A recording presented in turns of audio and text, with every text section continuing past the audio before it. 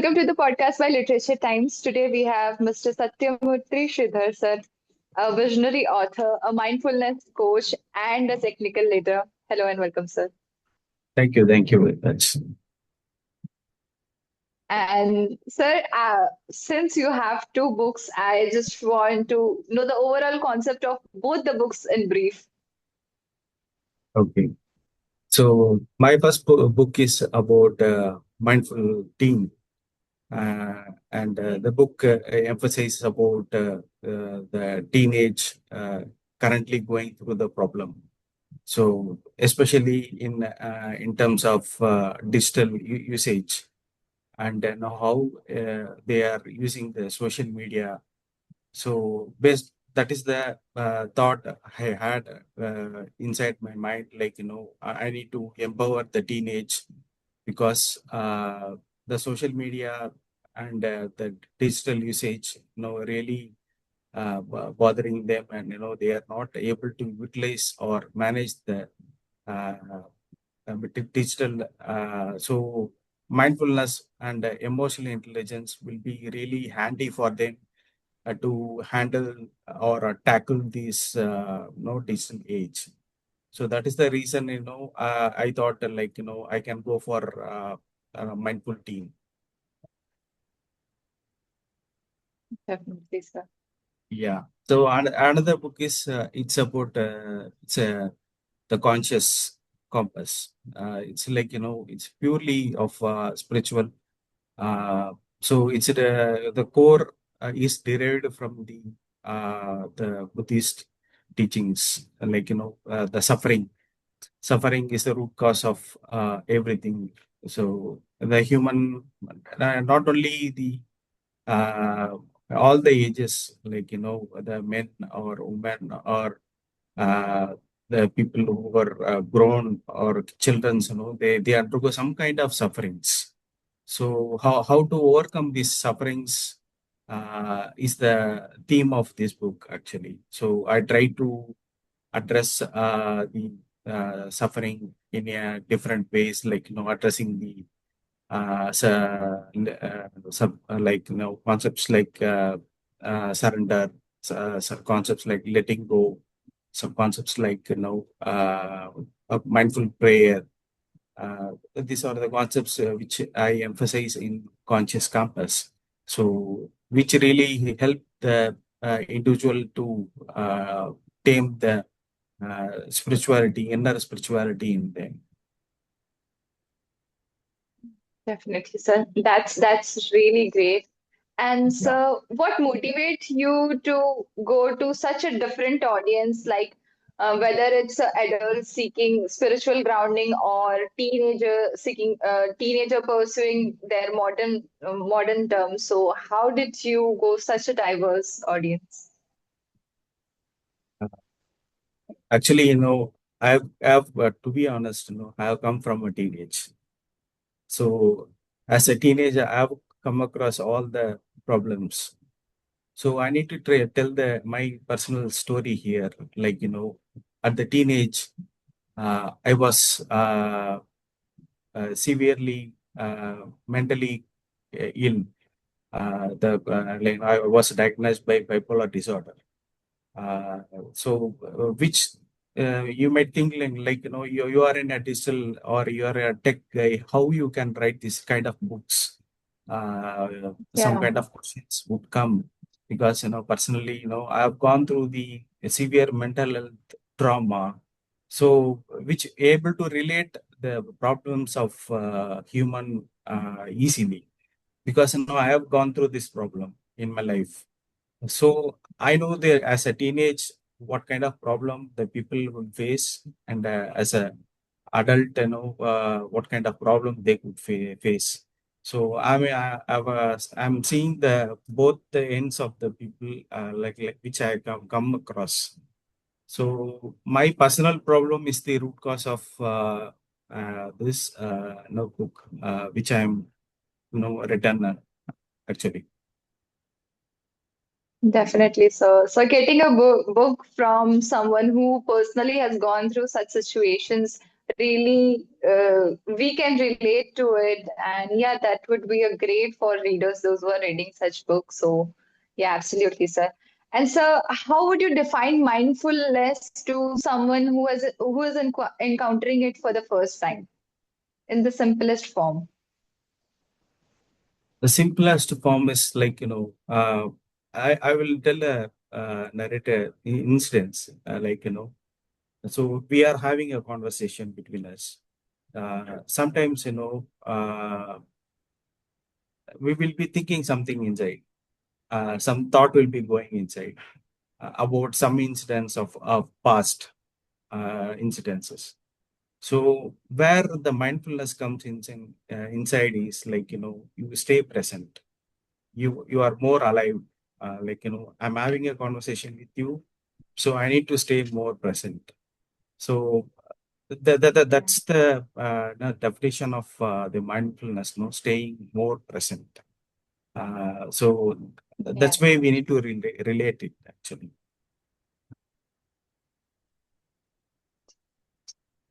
Okay, sir. So how can both adults and teens begin to shift their mental chaos into clarity? uh, Awareness is more important. Whether you are a teen or whether you are a adult. So first thing is the awareness. What kind of problem you are going through? So whether you are having an anger, whether you are having an fear, whether you are having even some kind of disturbance in your thought. So that awareness will make you to think about it. And so I am facing this. I'm having this problem. That awareness is the key for, whether it's a teenage or adult. For example, and the teenage is, having a conversation with digital, some kind of chat, how kind of what kind of response the person give to him, uh, is going to differentiate, whether the conversation is very pleasant or a conversation is very unpleasant. So immediately the teenage can understand. It's purely awareness, based on awareness, no, he can ignore the conversation. So for a adult, they have different kind of problems, mostly the family issues, how to battle the life, how to handle the financial crisis, how to handle the relationship problems. These kind of problems they go through. So if they have a greater awareness, so they can, identify the problems, I'm facing this, so I can avoid this. So awareness is the key role for either a teenage or adult. Definitely, sir. So what strategies can both teen and adult use to navigate their relationship with technology and screen timing? So that honestly, I'm telling you, so you need to prioritize your. I never say technology is inevitable. So we cannot so technology is harmful or it hurts you or it will create a problem. So we need to prioritize the screen time.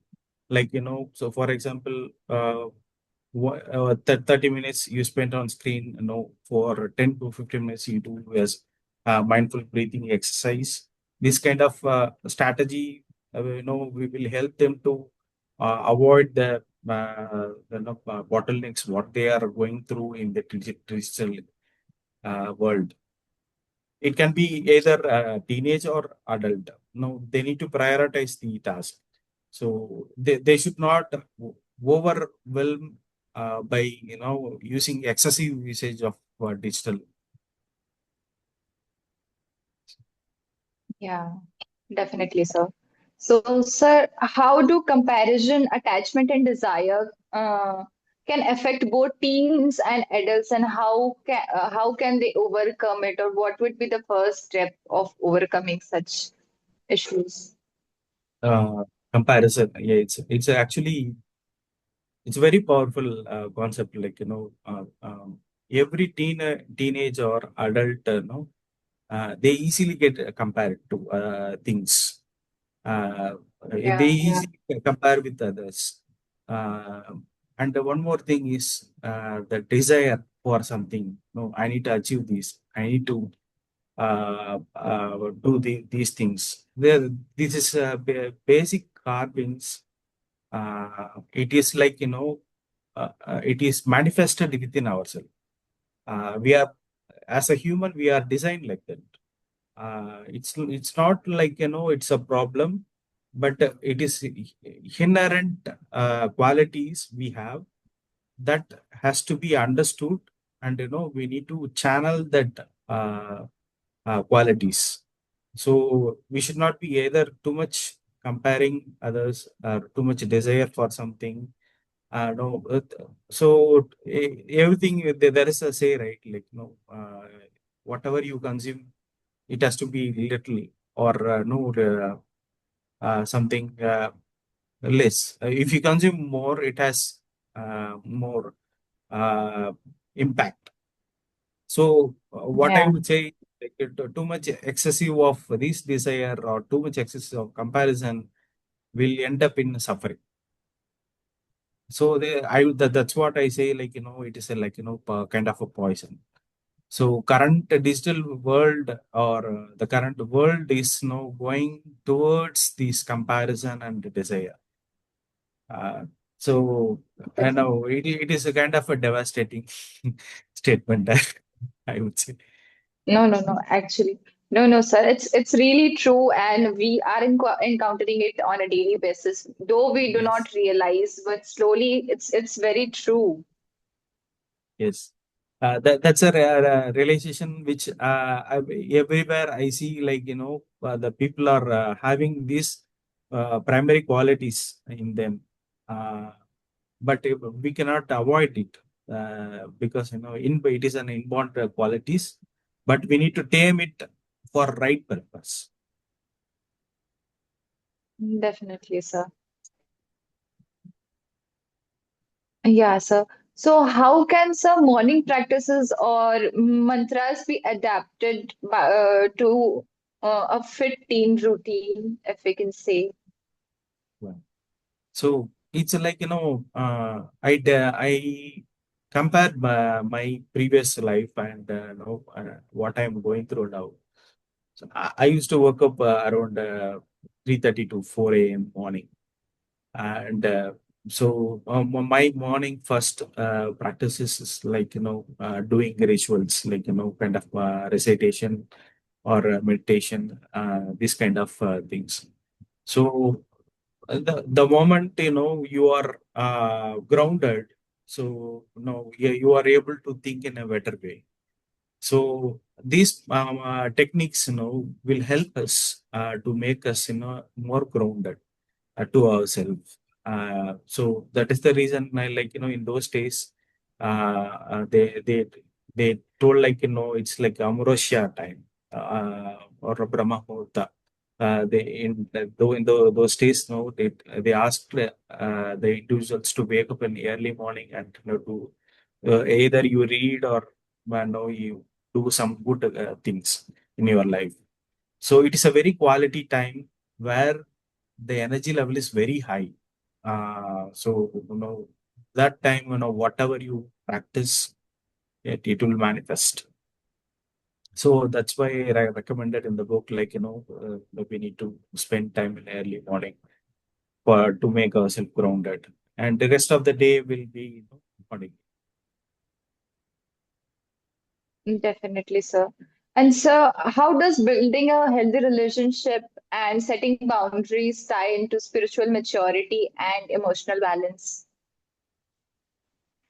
Healthy relationship is very very crucial, and very critical part in these days. No, how many of them Yeah. are having a healthy relationship It's a very, very big question mark.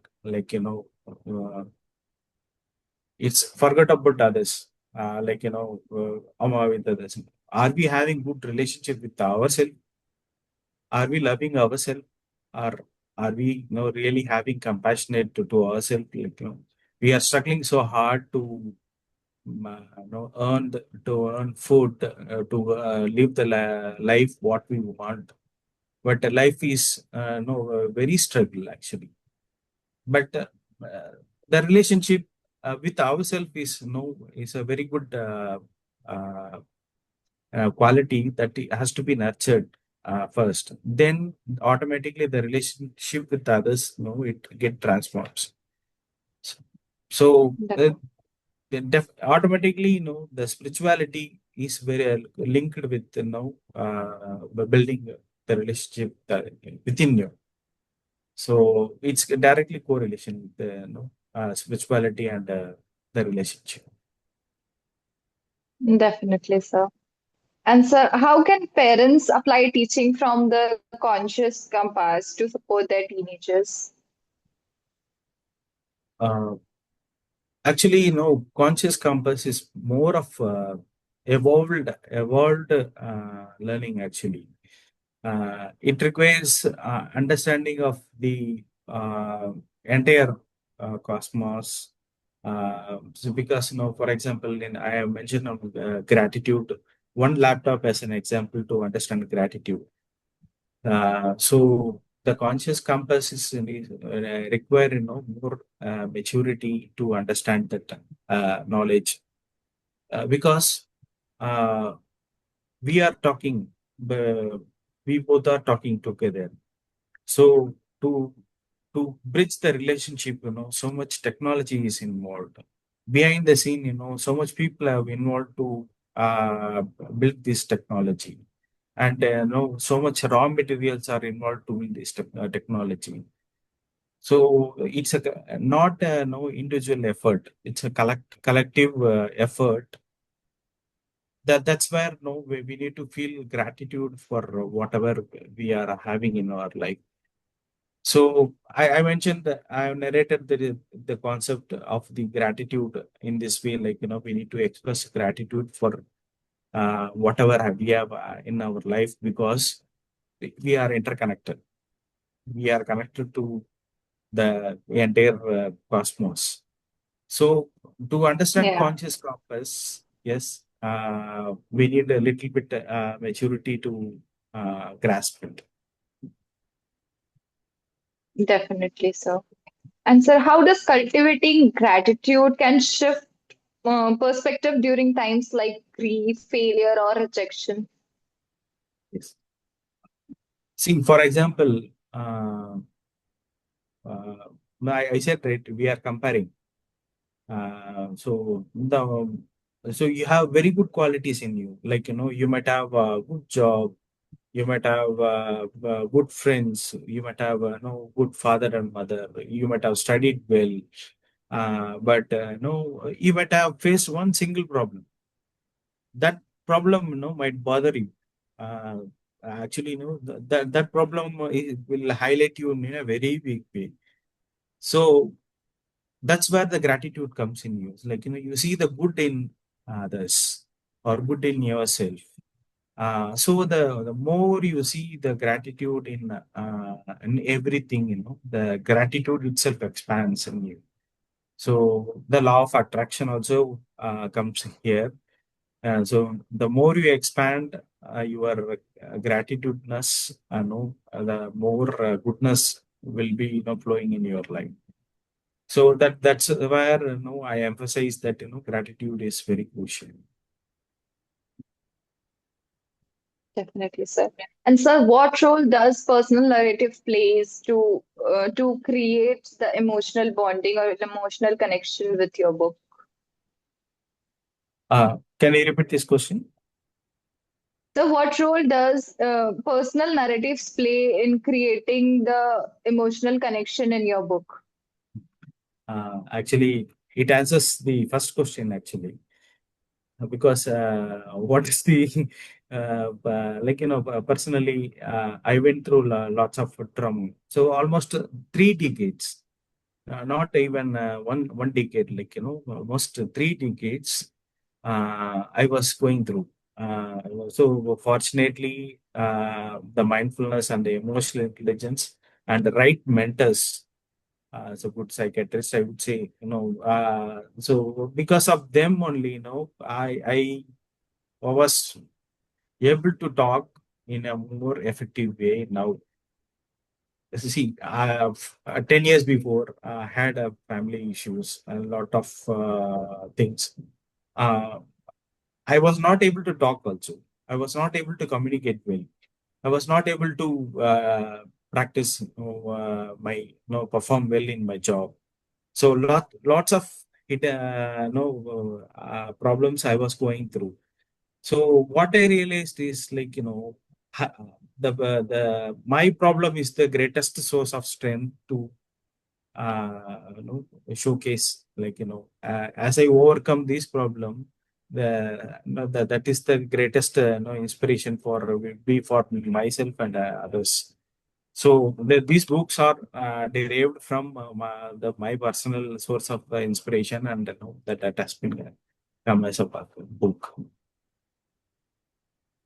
Definitely, sir. And so, what role does emotional intelligence play in mental well-being, and how do your book helps in cultivate it? Actually, emotional intelligence is very crucial part for everyone, not only the teenagers or adult, because we are emotional people actually, emotional in all aspects. Immediately you get anger, immediately you get fear. Yeah. So how to balance ourselves? We need to balance our emotions. So that's where the emotional intelligence, comes into a picture.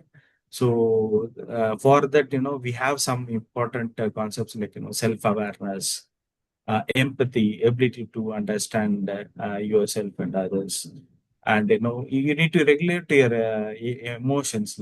Sometimes you are in anger, so you need to regulate to happiness. So these are the skills needed. So that I have emphasized in the mindful team, and especially in the mindful team, where how to regulate your emotions to normal level. That really helps Definitely, the sir. people.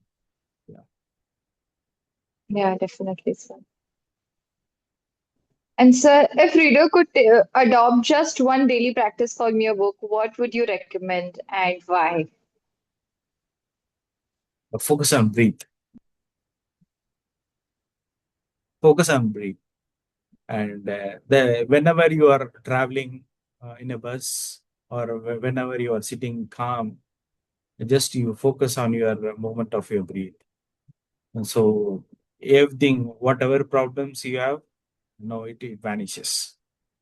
Very simple exercise, might sound no different to what I am trying to convey, but if you focus on breathe, you become more aware of your present moment, and the thoughts in you goes away, and the Yeah, anxiety or stress, whatever it is, that goes away. That is the very powerful exercise I would recommend. definitely, sir. And sir, was writing these books actually was a self-discovery for you or a healing method for you? It's a healing, actually, I would say. It's both hand in hand. It's a self discovery, because the morning rituals I do. So yeah, my mind was more creative, so more bubbling, actually. So that time, I start journaling my activities. Sometimes, I get a very good ideas to blog it. So most of the, especially the conscious compass, those thoughts are came from early morning rituals. So after morning rituals, I sit down and write a journal. Those came from that book actually. Definitely, sir. And so, was there anything while writing this book you discovered about yourself or about something that you never thought is exists actually? Discovered something. Honestly, uh, there is nothing here to discover. Everything exists here, and everything is properly aligned. Only thing is we need to aware of what is there here. Yeah, So actually, people miss that the beautiful present moment within us. So that itself is a great discovery. So many don't discover that. No, that present moment awareness, many people don't discover. Always they bother in their mind. Always they bother about the past or future, whatever it is. But they never realize this moment is very beautiful. That is a great discovery which I had in myself. So that is a reflection in which I got in a actually. definitely. And so, what is that one message you want our teenagers to take from our book, and also one message for the adults to take away from the book? It's a very good question. But honestly, I would say, stay conscious. Stay conscious, stay aware. This is the message for both the people because, the online digital age is it's sucking our mind in a destructive way. So you have to be, very focused and conscious. So for a teenage, but for adult, so also they need to be aware of their personal life. What's happening within them? Are they really good? Are they really happy? Uh, so at the end, happiness is more important. So you need to be very happy. Uh, Either a teenage or adult, the happiness should be, within ourselves. That makes them, meaningful in their life. Otherwise, they miss something. Happiness is Definitely, the sir. message. Hmm. Definitely, sir. And so I just want to know about how did your journey start as a writer? Yes, good question. Actually, I started my blogging, 10 years before. Uh, so I used to read more spiritual books, Vedas, and more of spiritual related books. I'm very much interested in that. Uh, and sometimes, in my group, my team, my friends, with my friends, I need to share it. I feel like, that is something beautiful, whatever I read, and, something is very good, that has to be known to others. And my friends motivated me, like, your way of writing is something really catching us. Uh, something where no they that's the way it started actually 10 years before. I started as with the small blogs, small, and then I created my own blog page. Then I started showcasing my writing skills in the form of book. That's how it just began. Wow, so that's amazing. And so how was your experience with your book? Like how was it when you started writing your book? Where did the thought emerge to write a book, actually, I can say, and that too on this genre? Yeah, yes, because I went through a problem I was sharing with you. I found a solution for that. Like, there were like a lot of self-help techniques, I would say. These are all the self-help techniques, whatever I'm sharing in the form of books. That is the I really felt I'm gaining a lot of benefits in this book, learning whatever I am practicing it. So that has to be reached to others also. So that's where the motivation come. These learnings has to be reached to others in some form, in the form of a story or in the form of conveying to the teenage, and that's how it is like I practiced. Definitely, sir. That's great. And sir, any upcoming projects you're working on some, or you're on some other journey you want to share? Honestly, I don't know. I live in this moment. So I live in this moment. So whatever comes, I know at that day I do it and I document it. But future, I don't know. Future, I can come with more beautiful books. Uh, so I already published two more books apart from this. So which I didn't nominate for the no legacy of literature. So Yeah. that was when it is additional learning or the essence of my achievement, like how I am evolving myself. That will reflect in that book actually. Okay. That's great, sir.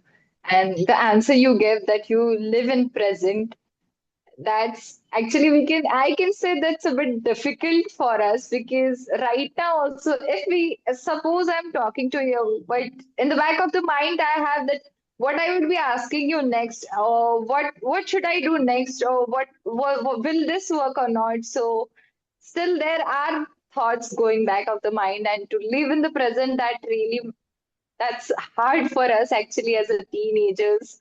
So yeah, we'll try, absolutely we'll try to live in present. And Yeah. I would love to thank you, sir, for joining us today and sharing Yeah. your insights journey. It was great having you here and to know about ourselves a bit more. And thank you so much for showing us a side we didn't see actually existed.